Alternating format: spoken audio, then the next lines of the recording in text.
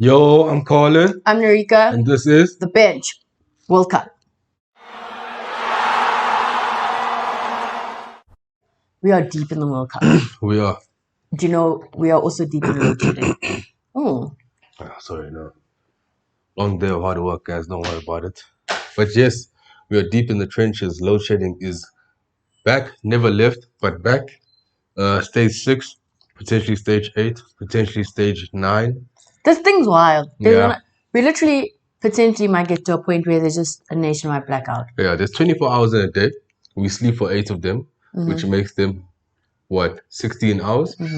That we have to do things in a day. To live a life. But then within those 16 hours... 11 and a half is in load shedding. I wouldn't say 11 and a half is in load shedding. No, stage 6 is four and a half. There's 11 hours of load shedding in a day in a 24-hour cycle. 11 and a half hours. Of load shedding in a 24-hour cycle. Okay, so you're getting 9 hours. So 24 minus 11, all right, is what? 13. Okay. All right, but you have a 16-hour day to do things. So do the maths there. Yeah. I don't know what Colin's saying. Leave the solution in the comments. Yeah, you come to the bench, you get some football relationship advice as well as match tuitions. Match tuitions. Yeah. Why did Indian parents not say tuition? I don't know. Culture. For the culture. Heritage. For the culture. But we are deep in the World Cup, and I've said it before. I said it before. I probably didn't say it at the beginning. But Qatar is serving up a hot meal. A hot one. A hot meal. Yeah, no fire. With the right amounts of the spices are communicating to each other. It has umami. I don't know what umami is, but it has umami. Between the things. Going all the way to Master Chefs. Yeah. And winning. Facts. That is what Qatar is doing. And before we get into what happened, I think there's always big footballing news. Yeah. Like on the field footballing news. But a legend. One of my goats. What a guy. Sir Samuel Eto'o. Definitely one of, if not the greatest African footballer of all time. Up there in that conversation. Deservedly so. Not even squinting your eyes. Player of the FIFA player. Yeah, but he's not regarded as one of the greatest African. He's one of the greatest, but he's not in that conversation, all right? He can win that Ballon d'Or, but there's something... Did he a Drogba? Yeah. Like, he's there, but like, Eto'o, what he did, definitely, like, I think he is probably the greatest African footballer of all time. Do you think he should have won a Ballon d'Or? Possibly, yes. Yeah, debatable, actually. Could Sadio Mane be this generation? No, because Sadio Mane would never go back-to-back winning club trebles and being the top goal scorer for both clubs in those seasons. And that is facts. So what the next statement I make about our GOAT, Mr. Samuel Eto'o, never forget he went back-to-back. He was caught on camera fighting fans. Damn, crazy. Crazy. Tension, World Cup, love, emotions, passion. It's up here. Fighting. Oh, that's football, guys. We love it. But he did come out and he did apologize. He shows that he still has the ability to really score. really. The legs still work. That's all I'm saying. Samuel, if you want to come out of retirement, I can see there's still power in them quads, fam. Your national team needs you. Right?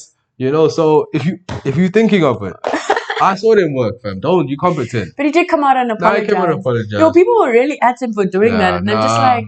it's emotions, guys. Don't act like emotions have got better of you. It has before. Yeah, we've all done things that we when you're in the club and then someone like looked at you sideways, now all of a sudden you're ready to rock. Right. Exactly. He actually could be the GOAT. Could be the GOAT. Of Africa. That kind of solidifies it a bit. He's ready to get down, Like a real African. Like a real, just ready for it. Okay, but let's get... Okay, so that was just like in a Bollywood movie, you'll have an interval. Yeah. Into all the action. Yes. Someone gave us that interval. But it was the World Cup round of 16. We had 2 African nations. Yes, we did. In the round of 16. Senegal and Morocco. Yeah. I'm going to start with the bad news.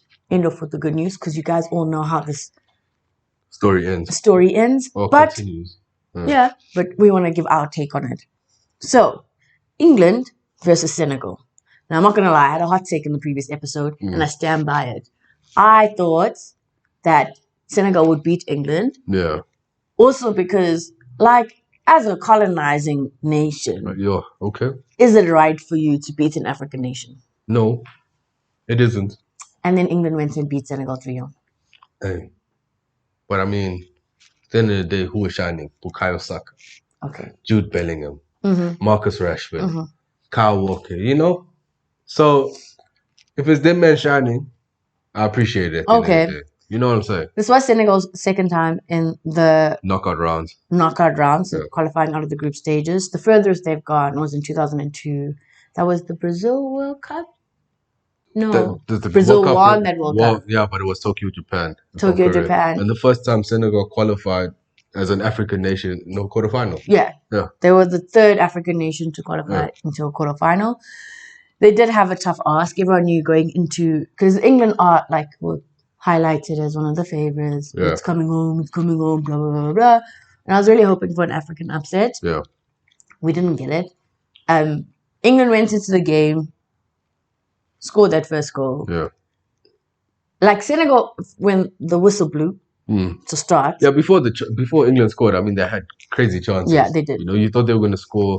They were actually attacking the game. I think England kind of caught like a surprise over there. You know, these men can play. And then again, always guys, African teams, we lack the strikers sometimes.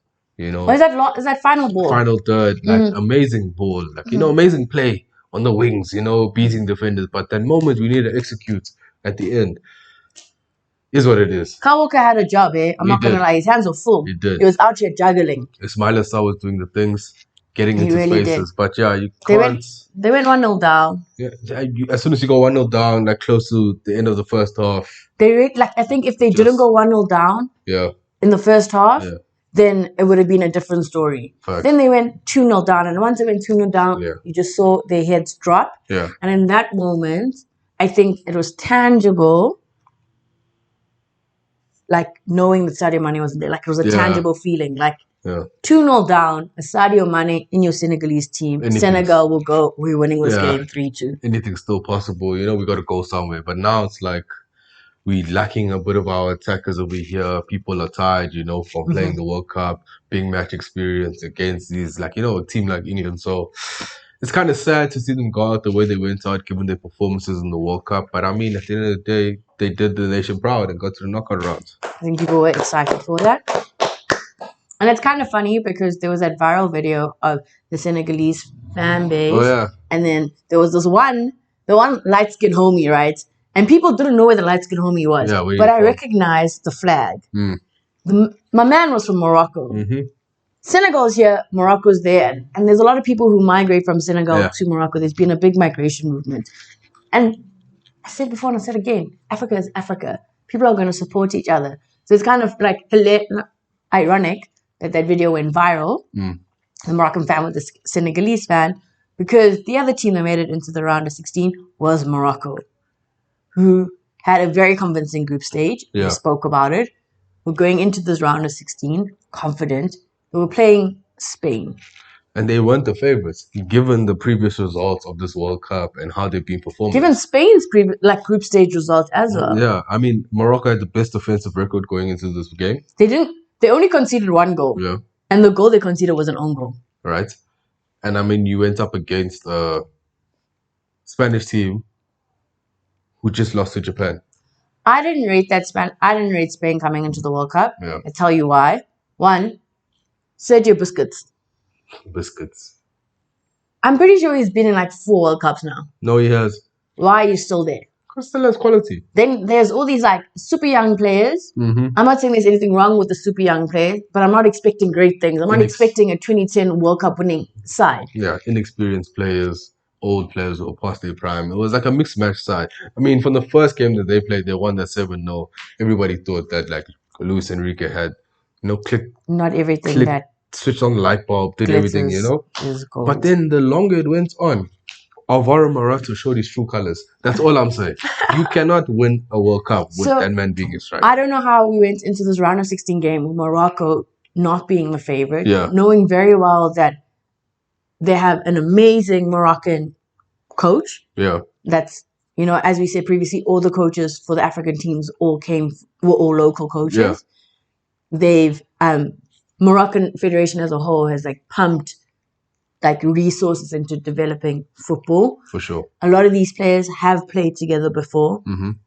It's not like this is just the World Cup and we're getting together. They've been building this chemistry way longer than this inexperienced, so to speak, Spanish team with a couple of forwards still sitting in it. It was a very exciting game. In full time, the game ended 0-0. But Morocco should have scored. Morocco should have won that game in 90 minutes. They should have scored. The amount of chances that the Moroccan team had against that Spanish team was giving us a masterclass in sideways passing. I love it. You know, you can pass the ball, but side to side, we're not going anywhere, my guy. You know what I mean? So Morocco, they had the most definitive chances.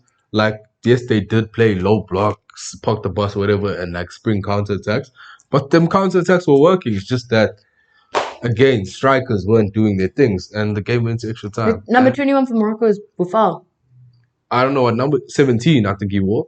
And that clip went viral where he sent Marcus Llorente back to salsa class. Oh, no. It was madness. It was Sophia Boufal. I saw on Twitter, I don't know if it was Lies or somebody else, Buzuri, you know, the journalist guy that makes stuff, was like, Sophia Boufal is like the final boss of like African tricky wingers with no end product. We love it, guys. Yannick Bolasie, Sofiane Boufal, Adel Taarabt, Ben Arfa, you know, all these men, brilliant footballers. Messi, above Messi level of like ball control. But the moment it takes you to put the ball in the back of the net, nothing. It just doesn't happen. It just doesn't. I can't remember who that number 21 was for Morocco, but he had a couple of chances. The striker. Yeah, like he had 3 chances. He came on. Basically, he was a sub. One-on-one with the goalkeeper. Yeah. All you have to do is toe poke it, my guy. How they tell you not to kick a football, that's all you needed to do. It would have been in the back of the net through the goalkeeper's legs. And he just, like, you do so well to make that run. Mm-hmm. You do so well as a team to, like, pick out that pass, to collect, like, first touch, run, beat the defenders. It's you and the goalkeeper. And he just did. I mean, a lot of players, like, I think he was probably the outlier of bad performances in that team, because compared to like that one bad performance, because he got into Spain, like it was decent, right? There was like 100 good performances. I mean, we spoke about before. Ziyech had a game. Yes. Sofiane Amrabat, definitely man of the match. Man of the match. My man cut his hair and all of a sudden became prime Yaya Toure. Insane, guys. Everyone was in his pockets. He was actually injured. He said he was getting, he was like getting massages. He was up until 3 a.m. Like minutes before the game, he was getting those injections. He was never letting his team go out without him. Everyone was in his pockets. Yeah, insane. What a performance. Price tag definitely went up. We love to see it. Ashraf Hakimi, as always, though, that's like understandable. But I mean, they wouldn't be able to do it if it wasn't for the fans. And you've been to Morocco. You know what the Moroccan fans are like in the stadium. And these men are playing in Qatar. Morocco is here. Qatar is here, guys. A different continent. But somehow it just felt it looked like a home game. It was a home game. It was insane. The atmosphere. I don't think Spanish fans even ever experienced it was a home game. An atmosphere like that. I think that's what also got to like the Spain players' heads. It was a home game. So I think Moroccan supporters, Moroccan people that are in Qatar, the players, everybody has something to be proud of. You know, they made the entire continent proud. So it's insane. I was so nervous. Then we went from 0-0 into extra time. And throughout this entire like 90 minutes into the 30 minutes extra time, Moroccan goalkeeper as well, doing bits in the goal. Some of the saves he made, because Spain, like, they did attack. Yeah. They did have chances on goal. We saw that in the extra additional time. Yeah. The guy, like, it hits. I thought he missed. Yeah. It hit the goalpost and like picked it out. Sarabia, and I was like, last minute. On the edge. Kind of mad. But I think Morocco is a prime example of a team that like played as a unit. Mm-hmm. So like I remember when I was growing up, you know, before I had a career-ending knee injury, I had coaches who would say that like especially if you are being defensive or when you are defending, to move as a unit. Yeah. Like if the attackers are coming down the left, you as a defensive unit will move and shift to the right. Because if you leave that one man out by himself, he's going to run by himself and then the whole unit's going to shift. And it was 11 men behind the ball. And that goalkeeper was doing like insane saves. How are you flying? Bro, it looked like he was like, if here's where the goalpost top of the post was, that man's legs were up here. I don't know what he was doing. I think Jassim Bunu definitely solidified his award for probably Golden Glove at the tournament. I don't know if it is awarded to the keeper the most clean sheets, but even if it isn't, he definitely deserves some type of recognition, you know, for his performances at this World Cup. I mean, to be the last line of defense and holding the team together, you know, when everything's on edge, because it reached a point in the game when the guys were gassed. You know, we're talking about extra time over here now. So you've played 90 minutes, plus you've played like the 5 extra minutes in the first half, the 8 extra minutes in the 90 minutes. Then they're telling you need to play another 15 and then another 15 plus the extra time on that. Guys were like, had no legs to run on. And I think that's where Morocco got the edge because one, they played with passion. It's more than just like, and I keep telling people, football is more than just a game. I think all of us that are into football know that. And two, that stadium, the fans carried that team in comparison to Spain. Insane. So in a 0-0, they went to a penalty shootout. They picked a side where apparently it was the Spanish supporters behind the goals, and all I saw was the sea of red. Yeah, I saw Moroccan flags. I said, hey, yo, somebody, eye test. What is going on here? I know that we concentrate on African football, but Spain, I've never seen a team take worse penalties. Yeah, and it's funny because Luis Enrique said that the team practiced with 1,000 penalties. Each. He told me they all had homework. And then all of a sudden, my guy, you know when you study so hard for the test, you come to class, you giving everybody the answers, but the moment that first question hits you in the exam, you start calculating. Okay, if it's out of 100 and I answered this many correct, this is my percentage. I just need to. I just need 40% to pass and get the year mark. It's fine. You seen that's what happened. Saved 3 penalties. Morocco only didn't score 1. And Spain scored 0.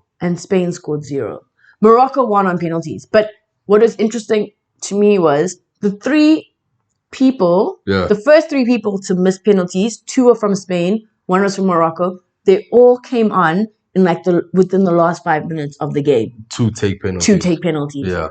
And personally, I do not believe in that. I've never seen that tactic work. So England will know this. Yeah, shame. It doesn't work. Heartbreak. You can't do that. Like, it's weird. You put the guys who have like been running around, make them take the penalties. Yeah. Do you know what I mean? Like, you bringing on someone who's not like, I don't know how to explain it.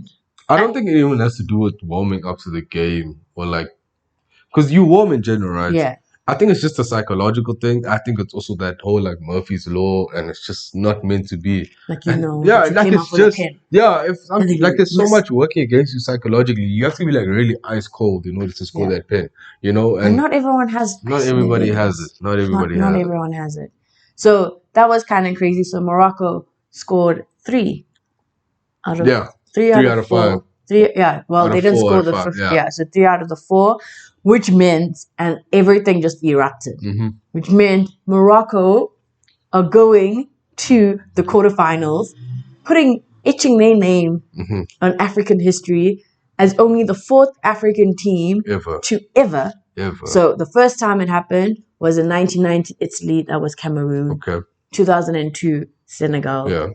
2010 Ghana. 2022 Morocco in Qatar are going to the quarterfinals. Definitely. I think we just need to. I'm still so gassed. The Atlas Lions. I promise you, I think I saw someone tweet the Atlas Lions are roaring really loud tonight or something like that. Corny, but we'll accept it. It was insane. And I think it was such a great performance and a beacon of hope for African football. No, for sure. It's also because they kept on pushing this narrative during the round of 16 game against Spain that like Hakimi was born in Madrid and, you know, then decided to play for Morocco, and now Morocco are playing Spain. And I don't think there's anything wrong with that. Yeah. I think there's a big narrative now going, like, if more African players played for their countries of birth, or like their parents, like their actual nationality, like as a whole, teams in Africa would do much better. But I really think it's up to you to decide. Like, that's like someone telling us we must go back to India. Right. Never been there, damn. Never been there, damn. I don't even speak the language. They don't even know what a braai is. Right. Yeah. It's a deal breaker. I don't think you can have braais, eh? Deal breaker. It's a bit on shaky ground there. Yeah. So I think it's like, I do hope and wish that a lot of players do like come back to Africa and rather play for African teams. Hakimi did it because he said it felt right for him. It felt right. It's a gut feeling, you know. So it felt right for him, and it's working out for like a lot of these players, right? So Morocco beat Spain on penalties to go into the quarterfinals. Apparently, it was a shocker for everyone else, but it's only a shocker if you didn't expect it, and we expected it. So we're not shocked; we're just elated. That's another happy word. Happy.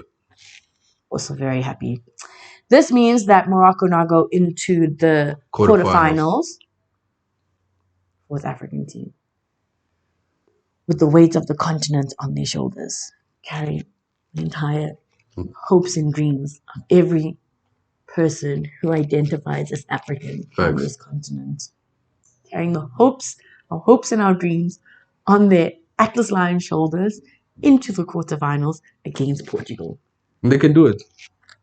Firstly, I think Morocco's draw is quite a difficult one. Yeah, because they were in a tough group, and then now they played Spain. Now they're playing Portugal. So if they somehow make it past Portugal, I think you have to believe. They play France or England. You have to believe. Yeah. I believe now. Yeah. So they play Portugal. A lot of people, because on a side note, Portugal basically like went wild in their round of 16 game. They were on something. Yeah. In my defense, I keep telling people they played Switzerland. It's not the same thing. It's not the same. Morocco's not Switzerland. Morocco is definitely not Switzerland. A lot of doubters. But I mean... But there's an entire continent that has more faith. And it's going to be another home game for Morocco. So. It is going to be another home game for Morocco. I think, you know, and there was tension in that Portuguese campaign. Yeah, recently. There's a lot of... So you take advantage of all of that. There's Morocco is unity. Portugal, there's, you know, everyone wants to be the Beyonce. There's only one Beyonce in that team. And that Beyonce is being sidelined. Currently. Their voice is a bit croaky. Yeah. There aren't any lozenges. So, score prediction. Morocco 2-1. Morocco 2-1 in like normal standard time. In normal time. Yeah. I think it's gonna go into extra time 1-0 to Morocco. Tough. I think it's gonna be another like extra time run 1-0 for Morocco. Morocco 2-1. Morocco 1-0. Okay.